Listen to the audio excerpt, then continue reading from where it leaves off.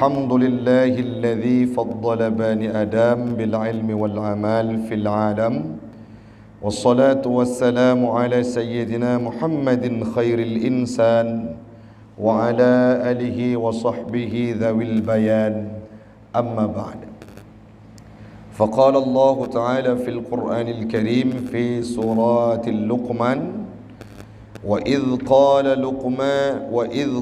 لقمان لابنه وهو يعظه يا بني لا تشرك بالله إن الشرك لظلم عظيم. صدق الله العظيم وصدق النبي رسوله الكريم ونحن على ذلك من الشاهدين والشاكرين. إلهي أنت مقصودي ورضاك مطلوبي أعطني محبتك wa ma'rifatak. Marilah sama-sama kita memuja dan memuji Allah dengan mengucapkan kalimat Alhamdulillah ala kulli ni'mah wa kulli sa'adah fi kulli sa'ah. Salawat dan salam keharibaan baginda Rasulullah sallallahu alaihi wasallam, seorang nabi yang menjadi nabi pilihan penutup segala para anbiya. Beliaulah nabi saya, nabi anda dan nabi kita semua. Semoga satu waktu kita akan berjumpa dengan beliau di yaumil qiyamah dalam syurganya Allah. Amin thumma amin.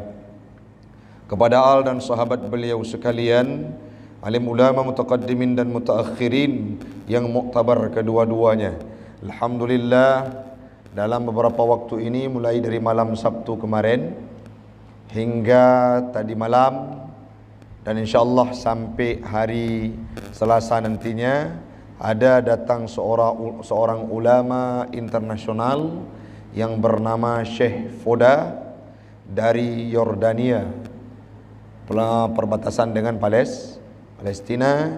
Beliau lahir di Palestina dan hijrah ke Yordania setelah terjadinya keributan. Beliau merupakan ulama sunni, ahlu sunnah wal jamaah, dan sangat mahir dalam ilmunya menyangkut dengan akidah wal ilmu kalam. Apa makna ilmu kalam? Ilmu tauhid. InsyaAllah hari Selasa nanti duha akan datang ke Dayah Catrung, Dayah Abi dulu. Tadi selesai pengajian dengan Dayah Catrung, diundang secara umum seluruh alumni, dan Abi pagi nanti datang sana hari Selasa untuk mencari barakah. Semoga dengan hadirnya beliau akan bertambah keilmuan, khususnya para santri yang berada di Aceh. Tadi malam di Dayah Jenib, Tusup Jenib. Kemarinnya di Masjid Raya Baitur Rahman. Kemarinnya lagi di Labuhan Haji. Siapa yang jadi penerjemahnya? Guru Abi. Bukan alumni Timur Tengah, tapi beliau anaknya almarhum Walidi Tanah Merah. Nama beliau Haji Syakir Al-Anwar. Penerjemah, translate, ngomong bahasa Arabnya mulus dan lancar, pandai. Jadi dimanapun kita berada, kalau kita mau menimba ilmu, akan menjadi orang yang berbeda di hadapan Allah Subhanahu wa ta'ala. Yang kita hormati, selalu kita doakan. Tadi yang solat, yang dialog dengan Nabi, itulah Bapak Haji yang sudah memberikan izin untuk kita mempergunakan masjid ini. Kita doakan kepada beliau dan keluarga, semoga diberikan cucuran rahmat, ma'unah dan keberkahan terhadap rezeki yang diberikan oleh Allah. Dan satu waktu beliau juga akan menjadi ahli surga berkumpul dengan kita kelak karena hartanya. Amin. Amin ya rabbal alamin. Yang Abi muliakan, hari malam ini juga hadir pengawas Daya Umi Asmidar dan seluruh anak-anak yang Abi banggakan, yang tidak mungkin Abi sebutkan. Tapi doa seorang guru kepada kalian semua, semoga tetap berada dalam hidayah dan istiqamah dalam jalan Allah. Amin ya rabbal alamin. Malam ini, malam kemarin, apa yang dapat dipetik dari perjalanan Nabi? Bukan kajiannya. Apa? Ayo. Malam kemarin Kalau ditanya, Abi lelah tidak? Jawabannya, sangat lelah. Kenapa? Pagi berangkat ke Samalanga Meli, tempat almarhum ibunda guru Abi, Ustaz Bisran. Setelahnya ziarah ke Dayah Mudi Samalanga dan berjumpa dengan kawan-kawan senior di sana, dengan guru-guru yang alim. Pulang singgah di Dayah Tusuk Jinib, berjumpa dengan guru-guru dan sempat keliling-keliling Dayah Tusuk Jinib. Supir sendiri pergi, Abi supir, pulang supir. Abi buru-buru kejar supaya dapat ngajar kepada kalian. Maka ini merupakan, bukan ingin dicerita sebagai kebanggaan. Sekaliber Abi dan guru-guru Abi itu dituntut perjuangan dan istiqomah dalam agama. Mengajar dan mendidik itu merupakan prioritas, hal yang paling penting. Amanah Abu Balah kemarin saat Abi khutbah Jumat, beberapa Jumat yang lalu, apa disampaikan? Satu kunci keberhasilan Abu Hasballah di Kedapang, itu ulama karismatik, ulama barakah dan ulama karamah. Apa yang beliau sampaikan? Amzar dengar kemarin. Satu pesan paling penting, istiqomah dalam kebaikan. Seseorang yang mampu istiqomah dalam kebaikan, maka dia akan berhasil dalam kehidupan. Dan itu perlu kita buktikan. Malam ini juga baru siap pulang. Tadi pagi Abi berangkat berobat di jalan Naling Mameh. Ada tempat terapi sana sebelum sampai ke belokan, berobat lambung. Asam lambung Abi kumat. Alhamdulillah sudah berobat. Siangnya ke Dayah Palu Gading.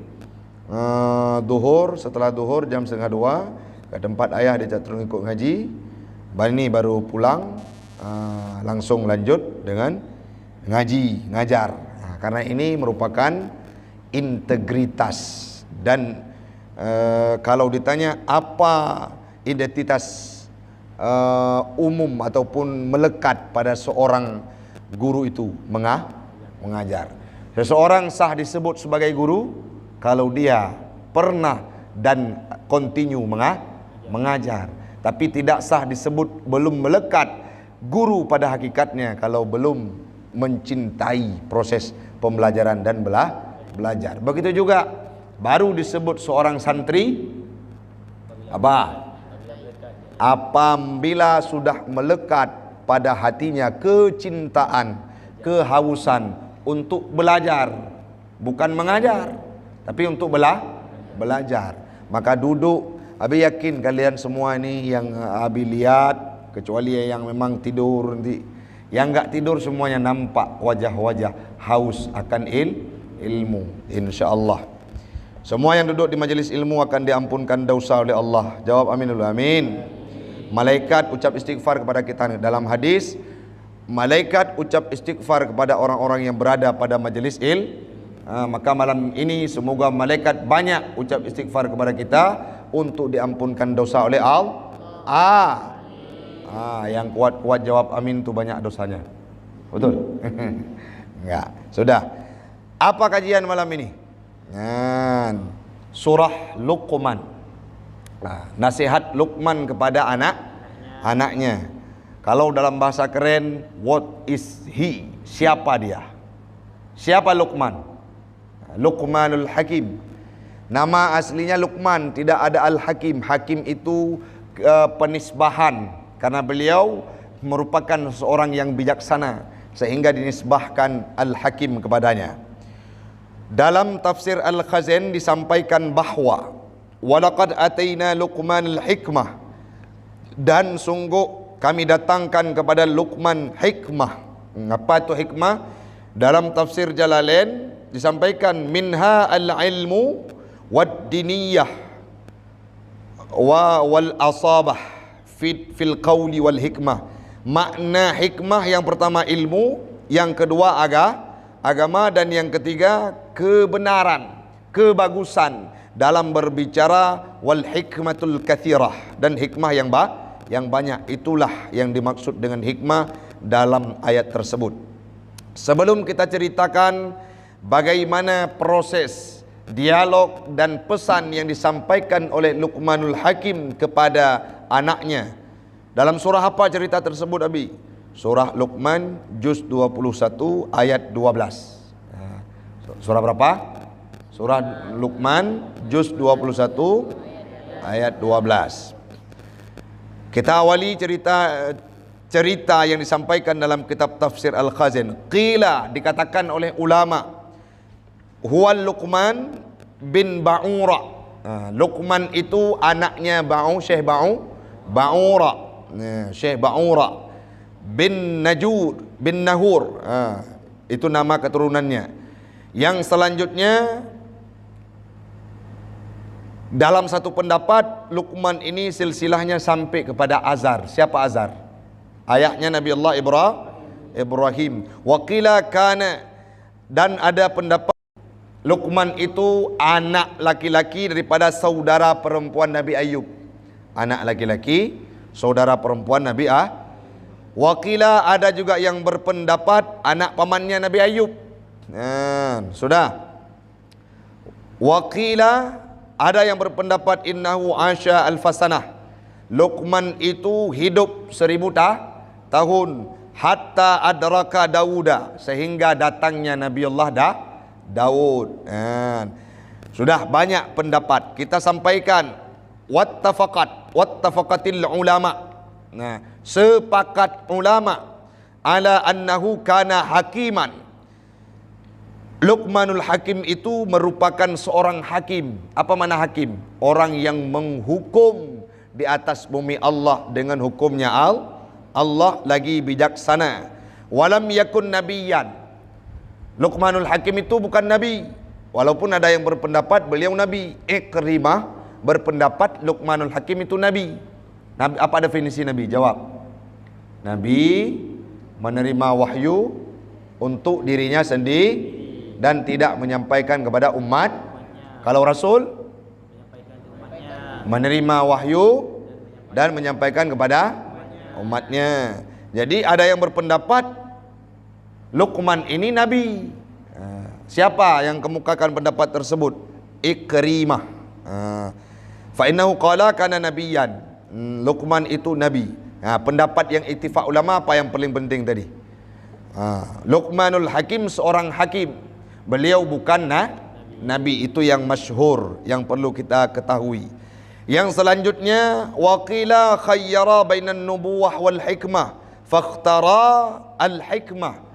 Ada juga yang berpendapat Luqmanul Hakim ini dipilihkan oleh Allah antara nabi, nubuwah dengan hikmah.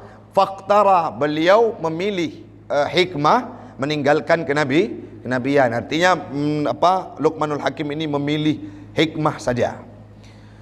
Warawa annahu kana na'iman. Satu waktu diceritakan kondisi Luqmanul Hakim na'iman. Apa makna na'iman? Sedang tidur. Nisfal laili, pada pertengahan malam. Fanudia, tiba-tiba saat itu diserukan, datang panggilan dan datang suara. Siapa yang berkata? Malaikat datang. Ya Luqman, wahai Luqman, hal laka an naj'alaka khalifah fil ard. Apakah boleh kami jadikan engkau sebagai khalifah, pemimpin fil ard, di bumi. Zikra di mana? Di bumi. Fatahkumu bainan nas, yang engkau menjadi hakim di antara manusia.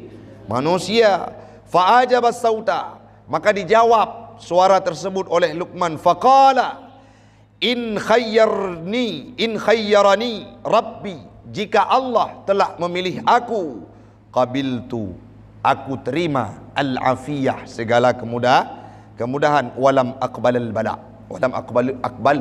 bala, aku tidak menerima bala. Kalau Allah memilih aku sebagai khalifah, aku akan menerima segala kebaikan dan Allah akan membantu diriku, kata Luqman.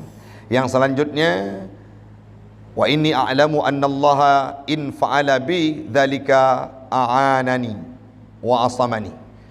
Kalau Allah pilih saya, kata Luqman, sebagai khalifah, pastilah Allah akan membantu saya, a'anani wa asamani, dan melindungi saya, layaknya seperti Nabi Muhammad.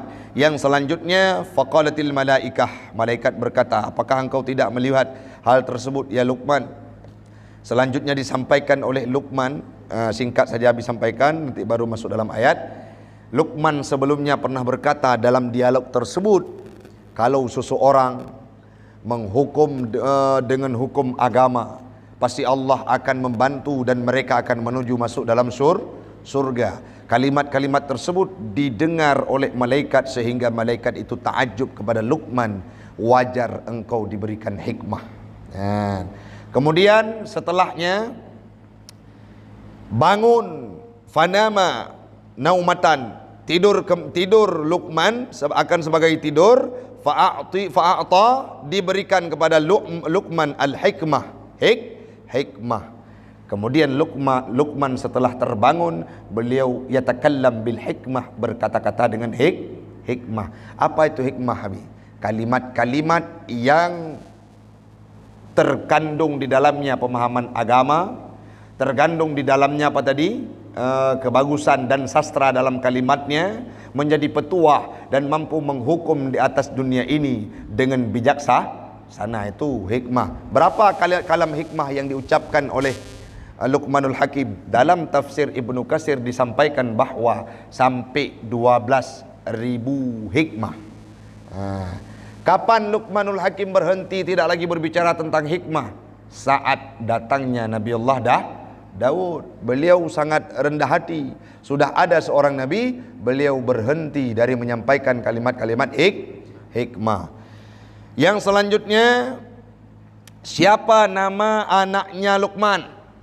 Saran, bukan kritik dan saran, tapi namanya Tharan. Tharan. Nama anaknya Luqman Tharan. Yang selanjutnya, Luqman apa aktivitasnya? Ada yang berpendapat ra'il ghanam. Kalau dalam tafsir Al-Khazin, waqila kana ra'il ghanam, pengembala kambing. Dalam tafsir Ibnu Katsir disampaikan, ada juga yang berpendapat Luqmanul Hakim ini tubuhnya hitam. Orang Ethiopia, orang seperti kulit orang Afrika. Itu ada yang berpendapat bahwa Luqmanul Hakim itu hitam. Dan ada juga yang berpendapat Luqmanul Hakim itu tukang kayu. Bukan nabi. Itu pendapat-pendapat yang sudah dikemukakan oleh para mufassirin. Sudah kenal dengan Luqman? Saat disebutkan. Dan Luqman ini manusia yang paling mulia. Kenapa? Karena dalam Al-Quran didirikan satu surah dengan namanya. Ini diceritakan kembali kepada Nabi. Saat itu Allah berfirman, walaqad ataina Luqmanal hikmah anishkur lillah.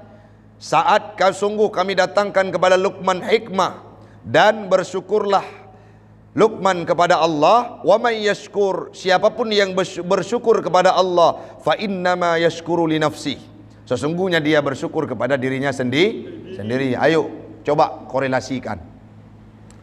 Ada orang yang bersyukur kepada Allah, itu pada hakikatnya dia bersyukur kepada siapa?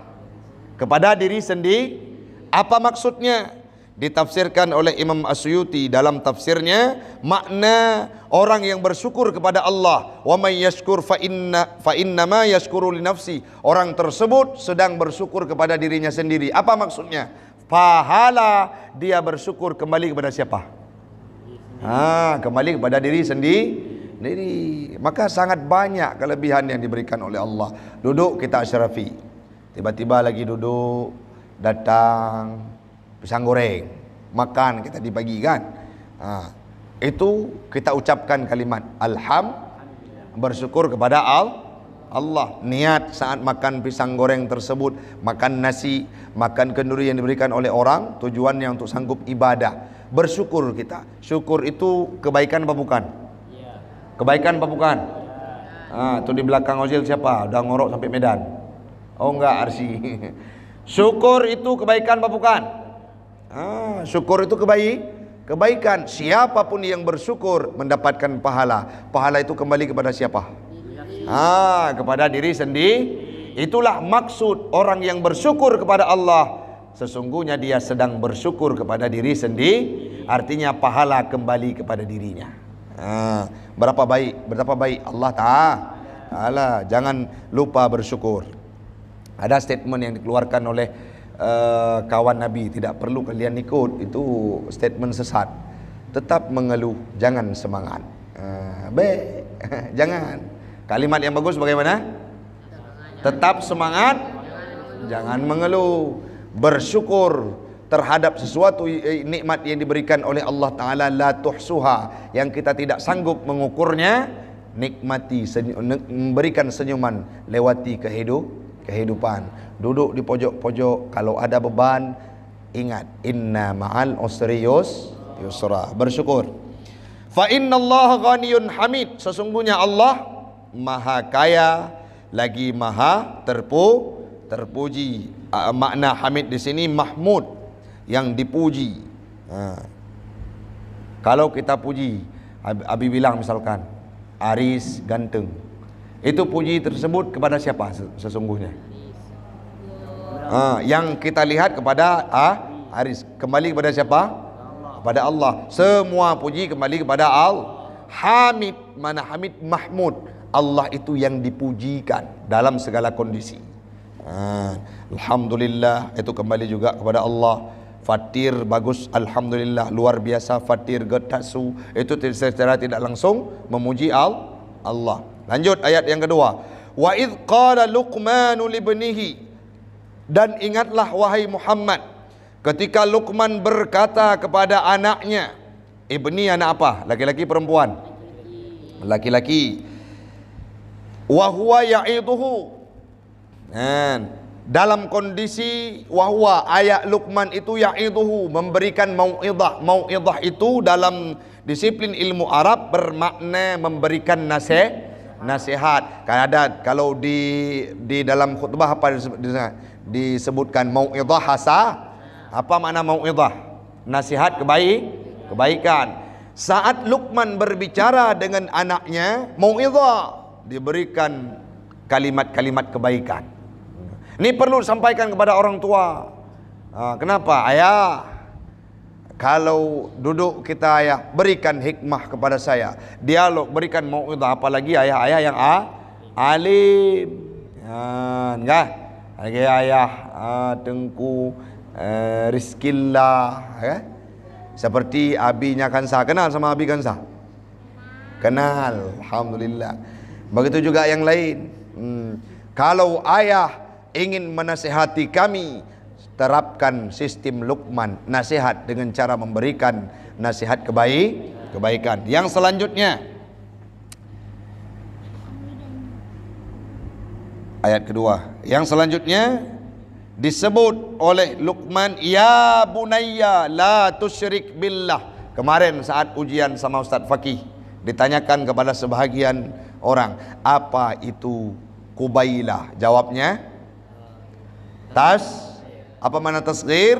Menunjukkan makna bunayya sama juga. Ibni, anak laki-laki, mau besar atau tapi kalau sudah disebutkan bunayya, anak berarti secara tidak langsung anaknya Luqman kecil. Saat diberikan nasihat oleh Luqmanul Hakim kepada saran anaknya, saran waktu itu berumur masih kecil. Yang selanjutnya, tasghir tersebut tasghir isfaq. Apa maknanya, Abi? Dalam Hasyiah Sawi disampaikan. Apa maknanya? Tasghir untuk kerinduan. Secara tidak langsung, pesan pertama, Luqman memanggil anaknya dengan penuh kelembutan. Ada di sini yang dipanggil pulang ke rumah, Gam, kakao, ada? Rizkillah apa dipanggil di rumah? Adik dipanggil? Dipanggil sama Tengkuan, adik Ki dah pulang, ada? Boleh, karena panggilan seperti itu panggilan kerinduan. Kan sering di rumah kalau kita punya adik Ashrafi, apa dipanggil di rumah? Depi. Apa? Abang. Itu panggilan kerindu. Jangan mentang-mentang tubuh besar pulang kampung, Ajis pulang kampung enggak dipanggil si Tompul. Jangan. Bilang sama orang tua, panggilannya panggilan kemesra. Dulu ada seseorang abang letting kalian namanya Faiz Kausar Azizi, bukan Azizi ini. Faiz Kausar Azizi, dia orangnya sangat sangar, kepala geng kala itu. Tapi saat jumpa dengan mamaknya, tahu dipanggil apa? Adik. Di luar petatang peteteng, tubuhnya tegap, brewok seperti lebih daripada brewok abi ya. Luar biasa ngomongnya keras. Pulang ke rumah, adik. Panggilan ke mesra. Ya adik Sultan. Ya adik Sultan. Adik. Namanya kalau Tengku Oktar apa dipanggil di rumah? Abang Wood itu kalimat kalian kasih, bukan. Dipanggil sama ayah Rusli, Bang. Dah, apa pesannya? Panggilan Luqman kepada anaknya, panggilan kerinduan. Jangan kalau ada orang-orang tua yang memanggil anaknya sedikit salah, kaisar hantu, jadi hantu beneran. Jangan. Tapi apa? Walaupun marah sampaikan kepada mama, doakan saya yang baik walaupun mama marah. Pulang kita main game dari keluar fajar sampai terbenam matahari, enggak lama. Keluar fajar terbenam matahari main game kan? Disumpah serapah sama mama. Saat jumpa sama mama mau marah, jangan ucapkan kalimat sumpah serapah. Apa juga? Doakan yang baik. Contohnya bagaimana? Allah mulia calon wali kota, nanti jadi. Jangan. Kan ada orang-orang Aceh marah sikit dengan anaknya, anak jin. Sehingga seperti sekarang tuh yang begal-begal tuh anak jin. Dah, panggilan kepada anak ini siapa tahu nanti Askandari kan 1 tahun lagi dia tamat dari sini langsung nikah mungkin. Punya anak saat ini contoh, jangan debat contoh. Kalau ada anak jangan panggil Haigam, payah nggak balik udah ya. Jangan. Panggilan ke mesra, panggilan ke indah, Ananda, nggak apa-apa. Mau dianggap anak mama, biarkan. Karena kemesraan keluarga itu sangat dibutuhkan. Ada keluarga-keluarga sekarang, ini Abi cerita sedikit. Para komunitas begal itu ada 1-2 kelompok yang sudah hijrah, jumpa sama kawan Nabi di GPS, Gerakan Pemuda Subuh, namanya khadimnya namanya Khirazi Effendi. Jumpa sama beliau, dialog, kenapa dulu kalian terjebak dalam komunitas begal-begalan? Di antara banyak pendapat-pendapat, di antara banyak alasan yang mereka kemukakan, yang paling dasar adalah hilangnya kepedulian dari orang tua. Mau pulang, ya enggak pulang, terserah. Mau kemana, terserah. Mau duduk di mana, terserah. Orang tua sekedar seperti anak panah, hilang dari pusurnya. Jadi jangan. Yang selanjutnya banyak juga. Ini coba Abi sampai Abi tanya. Kalau salah, kalau seseorang santri, siswa salah, yang disalahkan siapa? Guru? Pasti pertanyaan, di mana dia sekolah? Di mana dia Apakah itu tugas utama dari guru? Bukan. Abi protes, banyak tempat-tempat Abi isi kajian, jangan pernah lagi angkat berita saat terdapat anak-anak yang terjebak dalam komunitas begal, diutamakan beritanya adalah Fulan bin Fulan sekolahnya di sini. Jangan, tapi yang pertama cantumkan Fulan bin Fulan, anak si Fulan. Karena tanggung jawab paling besar adalah orang tuanya. Saat dia punya kebaikan, melakukan kebaikan, ada kembali kepada gurunya. Semua kebaikan walaupun tidak diniatkan, diajarkan sama gurunya, pahala kembali kepada orang tuanya. Di sini kadang-kala kurang adil terhadap kehidupan lingkungan sekarang. Tuh sampaikan, kalau ada anak yang salah, jangan salahkan institusi. Jangan salahkan guru, tapi salahkan orang tuanya. Di Dayah saja, coba kita lihat. Yang bertahan di Dayah An-Nahlah ini adalah orang-orang santri-santri yang sinkron kehidupan pemahaman orang tuanya dengan guru. Kalau orang tuanya tidak sinkron dengan guru, bisa saja mereka menyerah di tengah jalan. Guru ngatur naik ngaji, hafalannya harus rutin, kitabnya harus naik ngaji, bangunnya cepat, sholat tahajud, tiba-tiba makannya antri di dapur, habis itu ada kadang-kala makannya zikra, makannya pedas sikit, ya kan? Tidak mesti lapor kepada orang tua, mak, abang makannya pedas ini, jangan. Datang mamak ke Dayah protes, anak saya di rumah dulu cabenya dibelah, bijinya dipindahin, baru dibuat sambal. Nggak ada. Jangan seperti itu. Sinkronkan pemikiran orang tua dengan Dayah. Kalau dulu di rumah makannya cabai dipisahin buahnya, sekarang batang-batang cabai makan. Sinkron antara pemahaman orang tua dengan guru mengakibatkan seseorang berhasil. Kembali kepada topik, ya bunayya, panggilan kemesra. Nasihat terbangun dengan indah. Jangan saat jumpa orang tua masuk ke Dayah langsung, tadi lagi senang-senang duduk sama kawan-kawan, wajahnya ceria, lagi bercanda, datang orang tua langsung merengut macam wajah brimob, kan? Ada bawa apa hari ini? Ini dibilang sama orang tuanya, ada ini ayam penyet, nggak mau mama makan aja. Kalau mama nggak kasih duit, mama aja tinggal sini, adik pulang biar adik cari rezeki. Jangan. Penuhi permintaan orang tua. Bangun komunikasi yang indah. Apa nasihat pertama? La tusyrik billah. Jangan engkau sekutukan Allah. Inna syirka la zulmun azim, karena kesyirikan itu merupakan dosa yang sangat besar. Dosa yang sangat besar. Jadi kalau di sini disampaikan syirik itu zulmun azimun. Urutan dosa yang paling tinggi apa? Ada yang bilang solat bukan, solat urutan kedua. Orang yang meninggalkan solat itu urutan kedua. Urutan pertama dosa paling besar adalah syirik, menduakan tuh. Maka saat lahir anak kita kecil, yang didoktrinkan kepada anak-anak yang waktu kecil ada apa? Tuhan itu siapa Tuhan kita? Allah. Itu yang didoktrin, sehingga hal yang penting. Maka nasihat pertama terhadap kehidupan, ma'rifatul, mengenal Allah. Sekarang mana ada apa yang sering terjadi dalam kehidupan kita?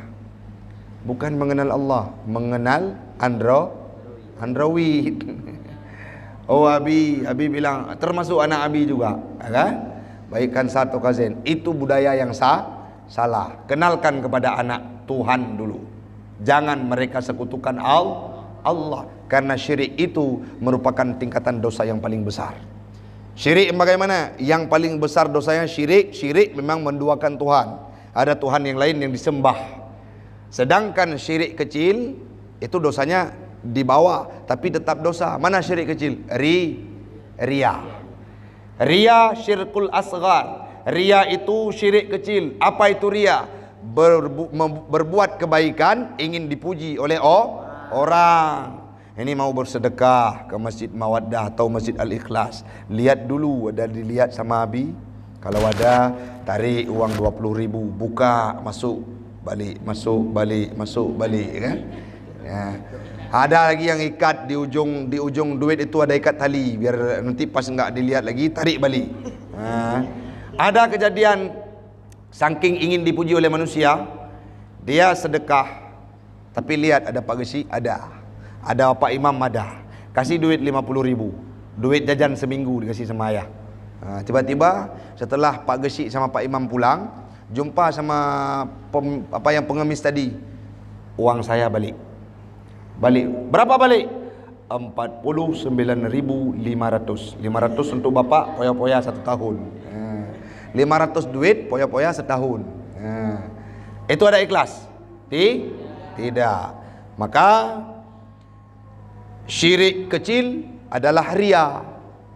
Kenapa? Karena kita posisikan orang yang lain sebagai pengganti Allah. Tujuan ibadah untuk siapa? Allah. Tiba-tiba ada orang lain yang ingin kita nampakkan kebaikan. Itu baru pertama. Malam besok lanjut lagi. Nasihat pertama dari Luqmanul Hakim adalah la tusyrik billah. Jangan sekutukan Allah. Inna syirka la zulmun azim. Syirik itu merupakan dosa yang sangat besar.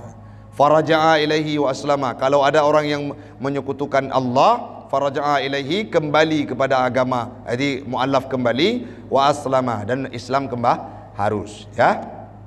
Seperti itu. Mudah-mudahan bermanfaat. Waktulah yang